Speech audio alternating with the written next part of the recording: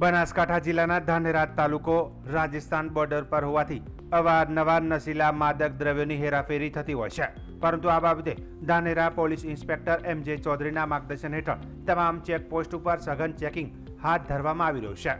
ધાનેરાના police inspector એમ.જે. ચૌધરીને ખાનગી બાતમી મળતા તેઓ પોતાના પોલીસ સ્ટાફના માણસો સાથે નેનાવા ચોકી ખાતે તપાસમાં હતા, ત્યારે બાતમી આધારિત બજરંગ ટ્રાવેલ્સની ખાનગી બસ નંબર AR 11D 1929ને ઊભી રખાવી તેની તપાસ કરવામાં આવતા આ બસના ટૂલ બોક્સમાં કાળા કલરના થેલામાંથી એક પોટલી મળી આવતા પોલીસે આ બાબતે વધુ તપાસ કરતા તે ગેરકાયદેસર અને વગર પાસ પરમિટે માદક પદાર્થ અફીણનો રસ હોવાનું જાણવા મળતા પોલીસે પંચોને સાથે રાખી આ બાબતે તપાસ કરતા અફીણનો રસ 895 ગ્રામ મળી આવતા પોલીસે ભગીરથ પાંચારામ બિશ્નોઈ,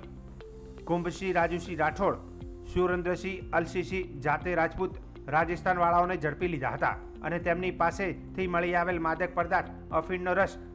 895 ગ્રામ કિંમત ₹89,500 તથા મોબાઈલ ફોન નંગ 3 કિંમત ₹20,000 તથા કાળા કલરનો થેલો નંગ 1 travels register number AR 11D 1929ની કિંમત ₹30 લાખ તથા રોકડ રકમ 250 તથા 3 ચાવી બંચ 1 એમ કુલ મળી 31,09,750નો મુદ્દામાલ કબજે લીધો હતો અને પકડાયેલ આરોપીઓને પકડી પાડી તેઓના વિરુદ્ધમાં ગુનો નોંધી આગળની કાર્યવાહી હાથ ધરવામાં આવી હતી।